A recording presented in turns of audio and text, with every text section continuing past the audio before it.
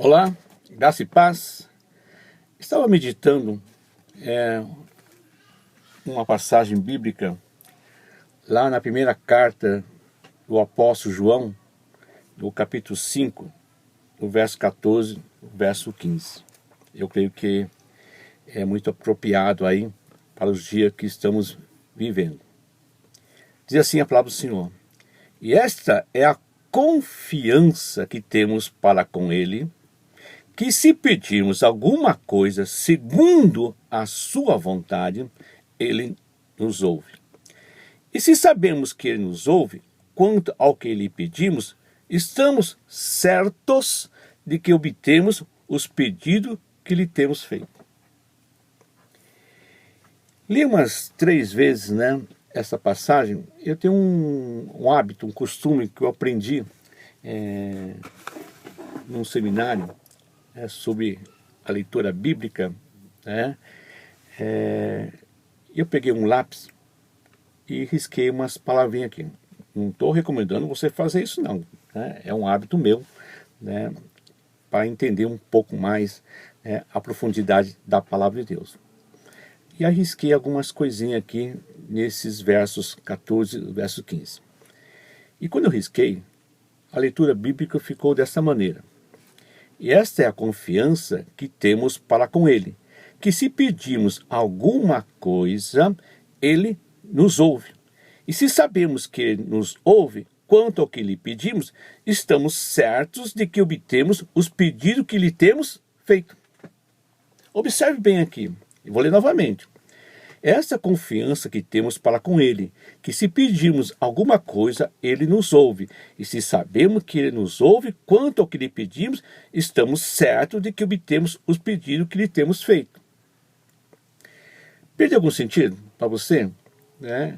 O texto original diz assim: segundo a sua vontade. Mas se eu riscar a palavra segundo a sua vontade e ler sem esse termo, segundo a sua vontade, o versículo perde sentido? Aos nossos ouvidos, aos nossos corações, não perde. Por quê? Porque acho de tanto, não sei, acho que criamos um hábito, na igreja, pedir, e pedimos. Naturalmente chegamos lá, eu tenho um pedido: Senhor, isso. Senhor, estou com um problema aqui, tal. Já reparou nisso? Que nós temos um hábito, porque aprendemos assim, de pedir. Peça alguma coisa, o Senhor fará. Vem sempre depois de um culto motivacional, um culto poderoso, e a gente fica tão tocado que todo coração necessitado vai começar a pedir: Senhor, Senhor. Mas veja aqui diz: segundo a sua vontade. Você conhece a vontade de Deus? Deus, graças a Deus, nos deixou registrado na Bíblia que qualquer coisa que pedimos de acordo com a sua vontade, Ele nos dará. Felizmente, Deus revelou muito de sua vontade na Bíblia. Então, o que nos leva a pensar e a analisar que devemos estar muito bem alicerçados, familiarizados com a palavra de Deus. Não é simplesmente ler a Bíblia, pegar um plano de leitura anual da Bíblia e começar, esse ano aqui, de 2020, eu vou ler de Gênesis a Apocalipse.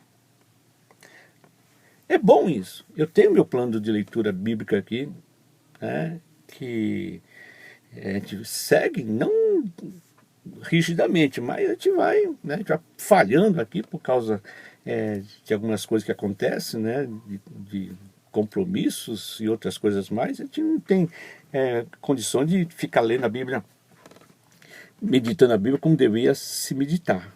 A gente acorda, lê um versículo bíblico, ora e vai embora para o trabalho e outras coisas mais. Mas não é isso, De vez em quando a gente deve parar, e começar a procurar entender qual é a vontade de Deus. E ela não está oculta, está revelada e está escrita. O salmista, né, se não me engano, no Salmo 37, verso 4, diz assim: agrada-te ao Senhor, e Ele satisfará os desejos do teu coração. E já fiz uma análise desse versículo aqui, né? Satisfará o desejo do teu coração. A Bíblia nos alerta aqui. Há um peso e equilíbrio. Por exemplo, eu creio na palavra de Deus, das promessas do Senhor, né? Que o Senhor nos deu toda a autoridade nos céus e na terra, para comer coisas mortíferas, nenhum dano lhe fará, as portas do inferno não vão prevalecer contra a igreja. Tem tudo isso aqui no meu coração, numa balança. Mas também eu tenho um outro lado da balança que eu preciso equilibrar. Às vezes fica muito pesado. Só os lados positivos, bons da palavra de Deus, esquecendo que existe uma alerta do Senhor, uma recomendação do Senhor. Então, dentro do meu ponto de equilíbrio, né, que são as promessas do Senhor, a palavra de Deus, que eu creio, né, que é para nós, igreja, e também tem aquele ponto, aquela palavra que o Senhor diz assim: por que me chamais de Senhor e Senhor e não faz a minha vontade? Mas Senhor, como assim? Não te conheço, disse Senhor Jesus. E o povo ainda: mas Senhor, nós expulsamos o demônio, nós fazemos isso, fazemos aquilo, e tu dizes que não nos conhece. Jesus: não vos conheço. Então eu tenho sempre esse peso aqui de um lado da balança, né? Às vezes fica muito, sei lá, né? Muito desequilibrado, porque só ficamos pendendo para um lado, né? Nossos desejos, que Deus vai fazer isso, que Deus vai fazer aquilo, mas tem um outro peso, que é o quê? Não vos conheço. No Salmo 66, verso 18, o salmista diz assim: se eu no coração contemplara a vaidade, isso é, se no meu coração há vaidade, o Senhor não teria me ouvido. Saul, ele não obedeceu completamente a ordem do Senhor dada por Samuel. Ele poupou ali, né, os amalequitas, não todos, mas o rei Agag. Deus mandou dizimar tudo. Ele poupou Agag e poupou também alguns dos rebanhos. E a Bíblia diz que a partir daquele momento, Deus nunca mais falou com Saul. E olha que Saul era encontrado entre os profetas, ele profetizava. E ele era rei. Não perdeu o trono. Continuou soberano. Mesmo que Deus havia escolhido um outro rei, que é Davi, até Davi ser rei, demorou 20 anos. E durante 20 anos, Saul governou sobre Israel e Deus dá a entender que não falava mais com ele. É preciso ter equilíbrio. Examinar a Escritura, ler a palavra de Deus. Eu creio que essa passagem na primeira carta de João, capítulo 5, que lemos aqui, foi uma das experiências que João teve, que está lá no livro do Evangelho de João, no capítulo 15, quando o Senhor, num tete-a-tete com os discípulos, numa conversa, eu creio que foi reservada, diz assim: eu sou a videira verdadeira e meu pai é o agricultor. Já leu essa passagem? Eu creio que você conhece essa passagem, né? Abra lá, Evangelho de João, capítulo 15, né? Eu li o verso 1 agora, né? Que eu sou a videira verdadeira e meu pai é o agricultor. No verso 2, assim: todo ramo que estando em mim não der fruto, ele o corta. Todo que dá fruto, limpa. Veja só, todo que dá fruto, limpa, para que produza mais fruto ainda. No verso 16, diz assim: não fosse vós que me escolhesse a mim, pelo contrário, eu vos escolhi a vós outro, e vos designei para que vades e deis fruto, e o vosso fruto permaneça, a fim de que tudo quanto pedis ao Pai em meu nome, Ele vos conceda. E o Senhor diz assim, vós estáis limpos. Quando o Senhor tirou você do lamaçal do pecado, quando você confessou Jesus como Senhor da sua vida, e creu na sua morte de cruz, confessou seus pecados ali, e ficou ciente de que Jesus, com seu sangue, nos purificou de todo pecado, e que, assim como ele morreu e ressuscitou ao terceiro dia, Paulo diz assim, assim como nós morremos em Cristo, também estamos ressuscitados pelo mesmo Espírito que ressuscitou Jesus Cristo.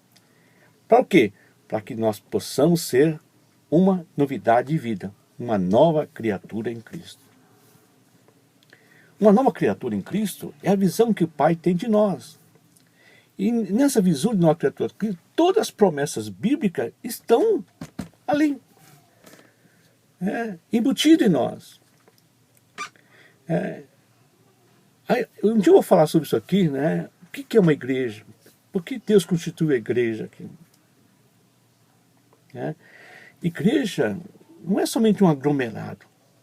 A igreja, segundo o apóstolo Paulo, é onde cada um de nós está revelando o caráter de Cristo. Na minha atitude, eu revelo o caráter de Cristo.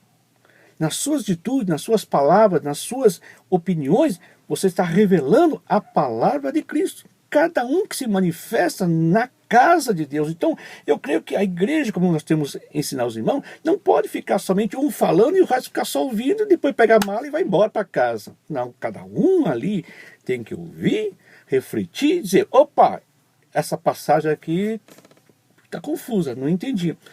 Então, cada um ali, nós vamos crescendo na estatura perfeita do varão perfeito que é Jesus Cristo.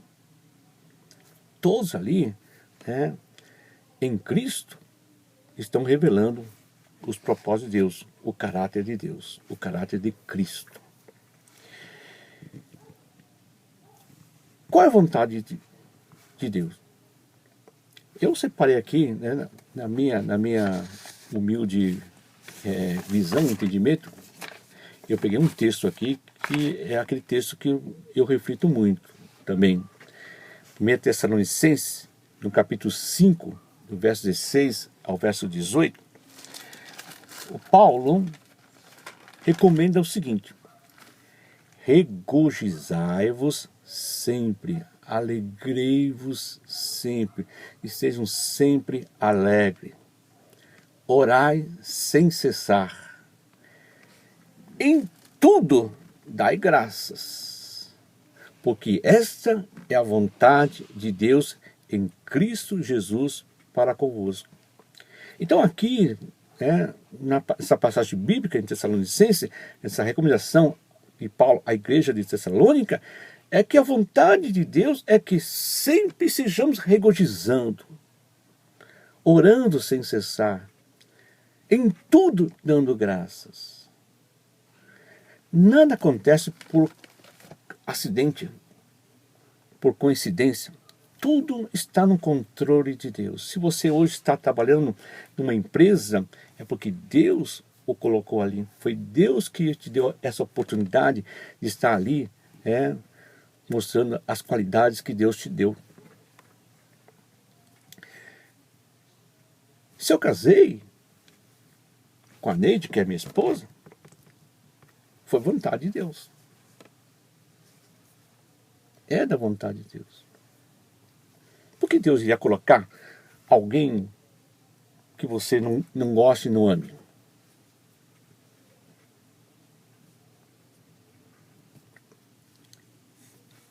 A Bíblia diz assim, até a morte. Por que muitas pessoas no nosso meio cristão que dizem que conhecem a palavra de Deus, não aguento mais você, você foi enganado?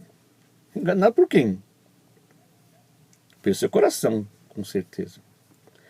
Esse coração não está alinhado com a vontade de Deus. Esse coração, pode ter certeza, não é um coração que se alegra sempre, está sempre alegre. É um coração que o faz buscar a Deus em oração. Não é um coração que o leva a acordar de manhã cedo, ou graças a Deus por esse dia. Ao meio-dia, depois de um dia terrível em que o patrão está nervoso, em que você tem que enfrentar aí certas restrições de locomoção, graças a Deus. Já pensou você chegar num metrô, na estação metrô, todo lotado, abarrotado, um falando ali mal do governo, falando mal do Dória, falando mal do Bolsonaro, falando mal da Globo, falando mal não sei do que, e um xingando o outro, um falando mal um do outro, de repente você dá um berro ali no meio da estação, glória a Deus!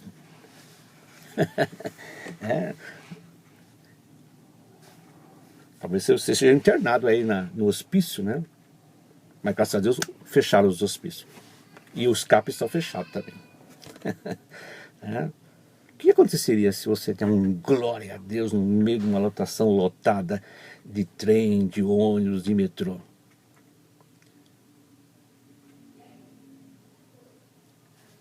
Cessaria toda aquela confusão. As pessoas talvez fiquem quietas no primeiro instante.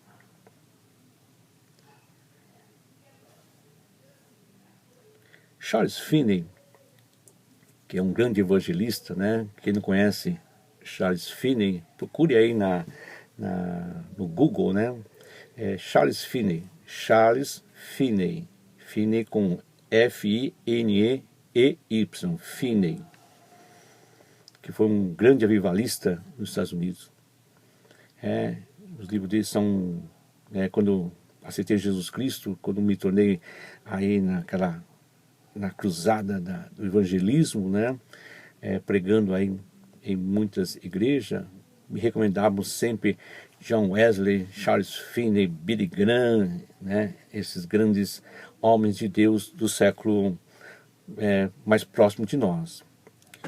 E ele disse uma coisa, o Charles Finney: quando Deus quer abençoar o seu povo, ele primeiramente os move a orar. Quando Deus quer abençoar o teu povo, ele primeiramente os move a orar. Tem uma passagem, lembra que é a passagem que outro dia lemos na igreja, né? Se o meu povo me buscar, se humilhar, lembra que é a passagem bíblica? Talvez seja isso que o Charles Finney está dizendo aqui, né? Quando Deus quer abençoar o seu povo, ele primeiramente nos move a orar.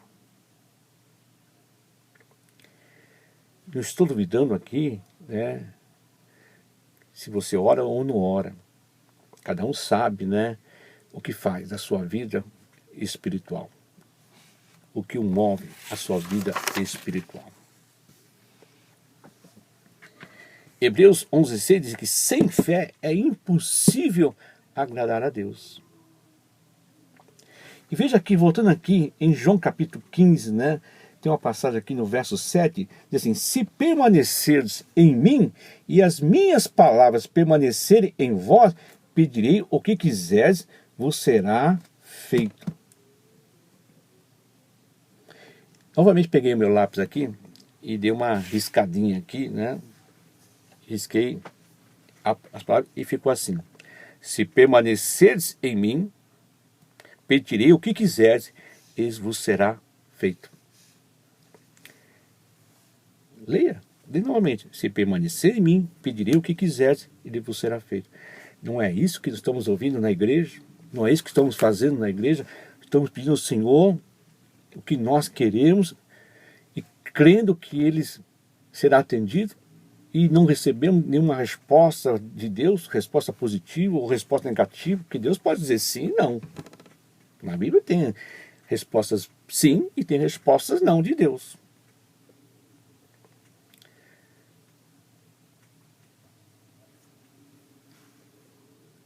Eu sempre digo aqui, eu não sou contra a campanha. Não sou contra. Eu já participei de muitas campanhas, gosto. Não sou contra vigílias, como muitas pessoas pensam. Não. Mas certas situações, né? Vamos fazer uma vigília. Amém. Vamos fazer uma campanha. Amém. Louvado seja Deus. Alguém está sendo movido por isso. O que me faz assim, né? Eu acho que aí que eu sou meio, vamos dizer assim, chato, né? Porque às vezes eu falo o que eu estou pensando, né? E minha esposa sempre me corrige. Você não devia ter falado aquilo lá. Você machucou os irmãos, machucou as irmãs. Não é só machucar. É que, não sei, está em mim aqui. Né? Mas por que eu vou fazer a vigília? Por que eu vou fazer uma campanha? Quais são as razões? Né? Muitas são legítimas. Né? Normalmente é para derramar um avivamento na igreja. Fazer com que o povo venha mais à igreja, encher a igreja. Vamos na vigília porque a igreja está passando por uma luta, uma tribulação, uma divisão. Eu acho válido, não tem questão nenhuma. Mas a questão, meus irmãos, é que nós não perguntamos, Senhor, é da tua vontade que façamos uma vigília? Senhor, é da tua vontade que façamos uma campanha? Ou fazemos essas coisas porque o outro está fazendo, outra igreja está fazendo e por isso está sendo abençoada. Uma igreja fez uma campanha, a igreja está lotada. Os irmãos foram para a vigília, são homens e irmãos abençoados, o culto é avivado, as pessoas falam língua estranha, profetizam.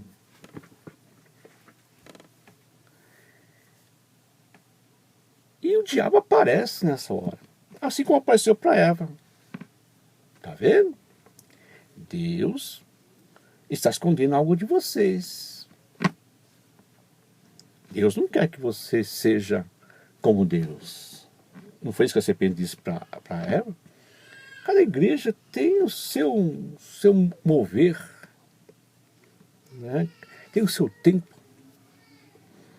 Precisamos compreender o tempo de Deus. E temos que dar, como diz assim o Paulo, temos que dar graças a Deus de estarmos congregando nessa igreja que nós estamos agora. Se você é congregado numa igreja, dá graças a Deus, não fale mal ao seu pastor. Fique alegre, vá lá alegre. Já pensou você, hoje é dia de culto. Infelizmente agora não podemos ir para a igreja. Mas estamos gravando um vídeo aqui. Né? Sabe que o pastor gravou um vídeo? Como é que você vai ler, ouvir o vídeo? Até falei com uma irmã aqui, né? É bom o vídeo, né? Porque você põe um vídeo na televisão lá, nos 50 polegadas, tem pipocas, um suco, comendo uma pizza. E é bom também porque né, aquelas pessoas que gostam no meio da pregação, no meio da palavra, levantar e ir para o banheiro, é que você não precisa perder nenhum ponto da palavra. Você só aperta o pause, levanta e vai para o banheiro e volta e liga novamente. E não perdeu uma palavra só. Não perdeu um momento do culto. O que o diabo está querendo dizer com isso aqui, com a gente aqui? Eu fico olhando essa situação, né? E não vejo nenhuma diferença da época de Abacuque, quando Deus levantou um povo malvado, pior povo da época, que são os assírios. Depois também havia fala sobre os babilônicos, vem a Síria, vem um povo terrível, e todo aquele povo foi levantado com um motivo. Deus levantou aquele povo.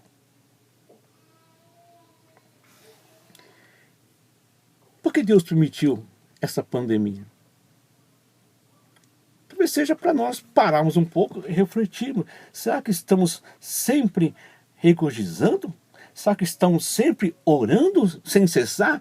Será que em tudo estamos dando graças?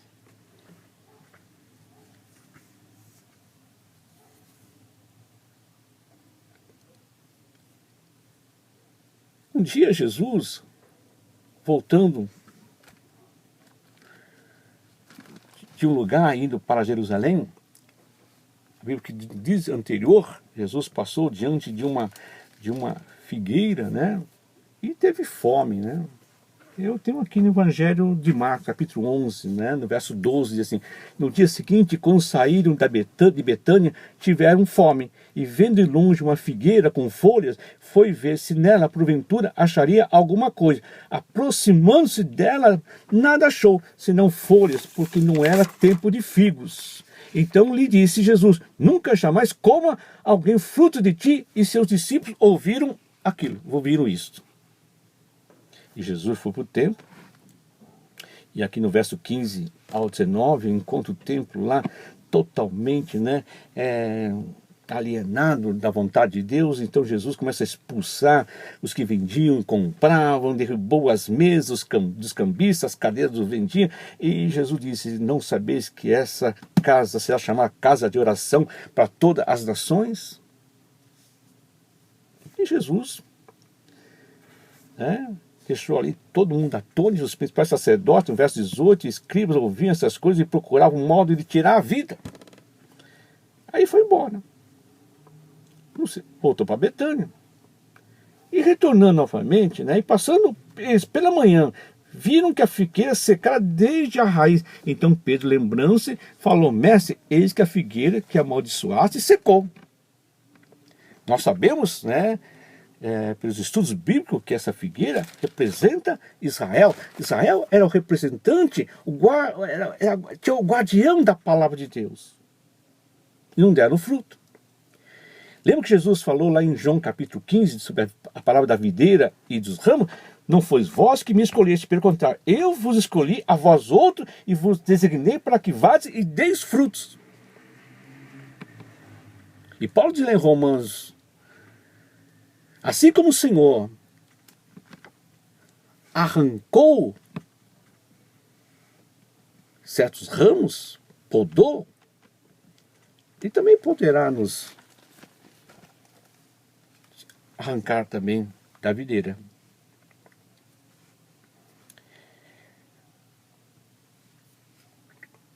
E Jesus, isso diz assim, porque aí tem de fé em Deus, disse, né? Pedro falou lá no verso 21, capítulo 11, 21, 22, assim: ao que Jesus disse: tem de fé em Deus, porque em verdade vos afirmo que se alguém disser a este monte, ergue-te, lance-te no mar, e não duvidar no seu coração, mas crê que se fará o que diz, assim será com ele.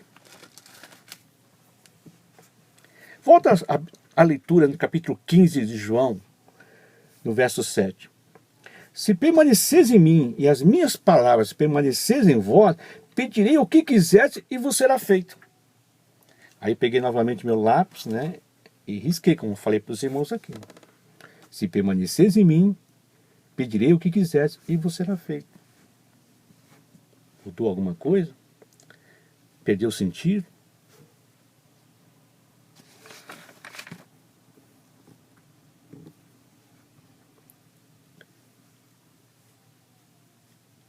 Porque essa é a vontade de Deus em Jesus Cristo para conosco, disse Paulo.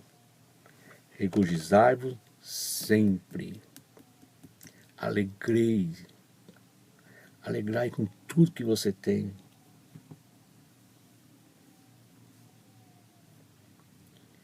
Alegrar também não é só ficar feliz, é reconhecer que tudo que você tem provém de Deus. E a Bíblia diz assim, lembra da Provérbio 31, sobre a mulher virtuosa, que ela administrava bem a casa do marido e também ela tinha um tempo de quê?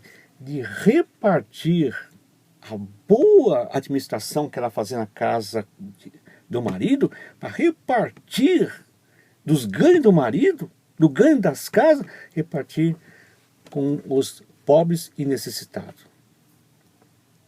Alegrar, né? Mais no tempo de hoje, é dar. Outro dia nós recebemos uma oferta muito boa para comprarmos cestas básicas, recebemos R$300, e passamos para o pastor Aí e a pastora Meire, No meio do culto eles saíram correndo. Falei, caramba, que aconteceu alguma coisa, né? Onde estão indo aqui? No meio do culto. No culto não, né? Na reunião que nós estávamos tendo aí, mas não oficial, né? Uma reunião para debater certas coisas, para ouvir um pouco a palavra de Deus, refletir um pouco a palavra de Deus. Mas de repente eles dois levantaram e foram embora. Falei, caramba, aconteceu alguma coisa aqui, né? Está sempre preocupado aí, eu passar aqui, ficar sabendo de alguma coisa que não estou sabendo. Aí no fim disse, uma cura, vem cá. Aí eu fui ver uma mesa todinha cheia de alimentos, né? Eles saíram para comprar, né? Mantimentos para formar uma cesta básica. Formando várias cestas básicas lá que estamos distribuindo. Eu vi a alegria dos irmãos. Fiquei muito feliz, né? Alegre com aquele momento ali. A alegria de você receber algo e poder repartir aquilo que você recebeu, apesar que tinha uma intenção aquela oferta. Nós estamos até organizando aí, né? Eu vi num livro aí, que tem muitos aqui, né? Que eu anotei aqui, eu peguei as minhas anotações antigas, porque tudo que eu me interessa, eu anoto, né? Tem um caderno aqui cheio das anotações. Eu leio e anoto aquilo que me interessa, né? Porque aqui, ó, veja só, isso aqui é só ensino aqui, né? Tudo que eu leio, né?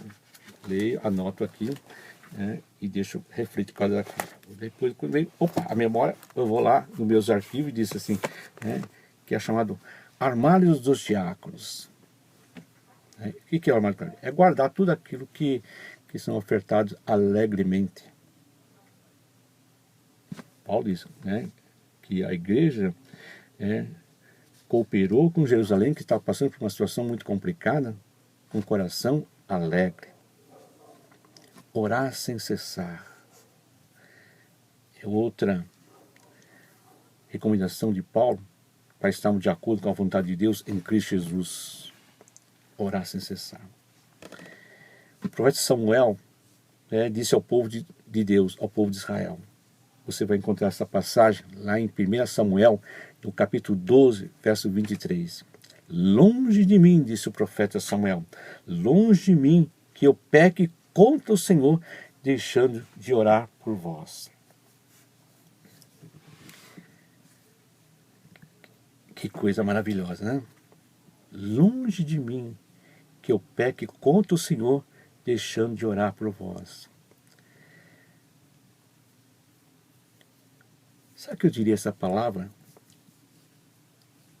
Longe de mim que eu peque contra o Senhor, deixando de orar por vós. Sabe que quando eu deixo de orar, eu estou pecando com o Senhor? Segundo Samuel, sim. Porque o pecado é roubar, matar, adulterar, beber, fumar, maconha, droga. Isso aí é tudo errado. Né? A Bíblia não é só a Bíblia que condena isso. A sociedade condena.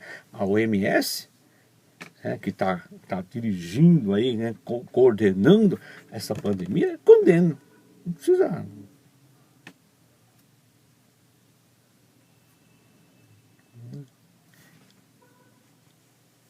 Você está feliz com a sua esposa? Você está feliz com a sua casa? Com o andamento das finanças da sua casa? Você está feliz com seus filhos? Aí certamente sim. Se você é feliz, por que aquela vontade de separar, de adulterar?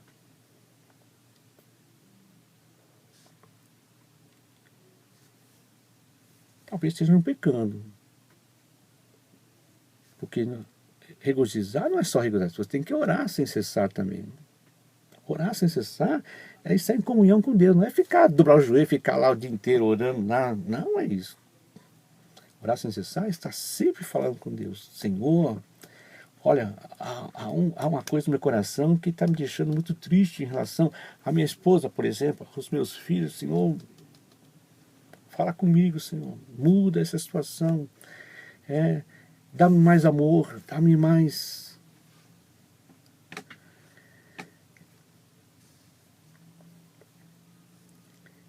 tudo dai graças. Em tudo dai graças. Em tudo dai graças. Tudo que você fizer, quer comais, quer bebais, ou qualquer outra coisa, faça tudo como estivesse fazendo para o Senhor. Já pensou nisso? Já pensou nisso?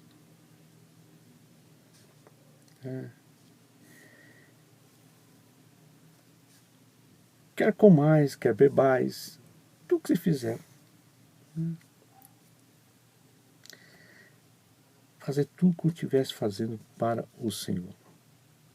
Se sua esposa te pede para você, por exemplo, pegar a lata de lixo e levar lá fora, um dia frio como hoje aqui, nebuloso, chuviscando, você está lá naquele cobertor gostoso da sua cama lá, e tem que colocar os pés naquele chão gelado, e lá fora, você faz isso por amor à sua esposa, ou você faz isso por amor a Deus? Esposa, quando você está aí, nos seus afazeres familiares, está fazendo para o seu marido, para os seus filhos, ou está fazendo tudo aquilo para Deus?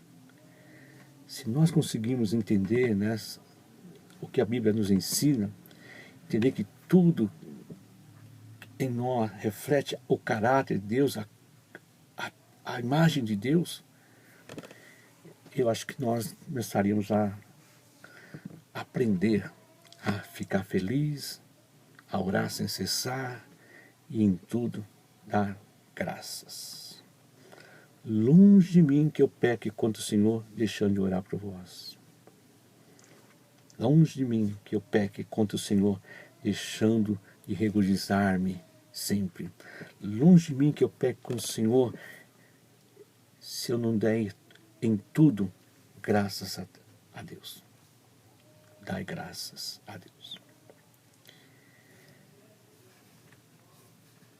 Peço orações aí aos irmãos, Essa semana aqui, a nossa missionária Arite Chaves, lá do Rio de Janeiro, na semana passada fiquei sabendo que a mãe dela estava com a Covid-19 e hoje, pelo filho, pastor Marcos, fiquei sabendo que ela também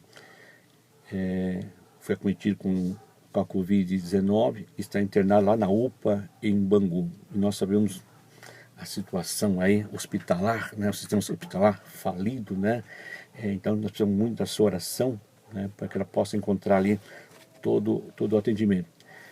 Tem pelo WhatsApp, já que a gente não pode visitá-los, fisicamente, o Fernando, Tessetori, graças a Deus, ele tem falado dizendo assim que está melhorando, que não estava mais respirando pelo oxigênio, que breve estará de volta em casa, Então, continuemos orando aí pelo Fernando, também com esse vírus da Covid-19, que ficou meio assustado, porque ele tem uma comorbidade, ele é um transplantado do rins, e a gente sabe que ele está naquele fator de risco, As pessoas têm fatores graves que podem complicar a situação. E acho que ontem, recebemos aí a notícia, que o Gustavo, um jovem aqui da igreja, a gente viu ele crescer na igreja, foi acometido de um acidente automobilístico e estava na UTI. Hoje eu conversei com a Zilda, A Zilda disse que, apesar da confusão mental, devido ao acidente, ele estava bem,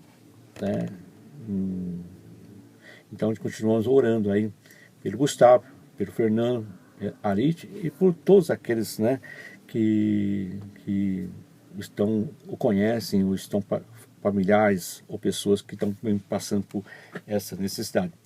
A minha oração também vai aí para os nossos velhinhas, que estão aí também passando por essa grande provação, pessoal lá de Embu, Iguaçu, irmão Antônio, irmã Sônia, irmã Rita, tem aí a irmã Fran, a Lânia, o Marcos, que estão aí também orando, né, pelos seus entes queridos, né, não estão sofrendo nenhuma enfermidade grave, mas estão aí, né, todos como muitas pessoas, assustados com essa situação.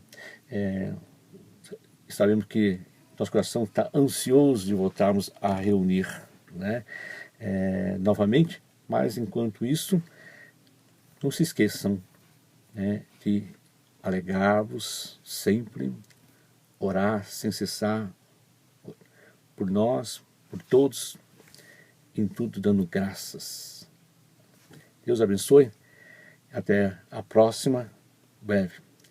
Espero que vocês estejam bem. Se não estiver bem, WhatsApp, meu telefone aí, grupo, e eu tomando todos os cuidados, né? Estou indo aí, posso visitá-la sem problema nenhum. Quiser falar comigo pelo WhatsApp, online, né? Hoje, a moda agora é culto online. Estou fazendo vários atendimentos online, né? Pelo WhatsApp, pelo Messenger e assim por diante. E a gente vai conversando. Ainda não adquiri aqui o Skype, né? Estou pensando, né? Vamos ver. Enquanto essa situação perdurar, a gente vai usando aí toda a tecnologia aí para estar sempre em contato com os irmãos, e espero que os irmãos aí também entrem em contato comigo e vamos conversar. Amém? Deus abençoe. Até mais.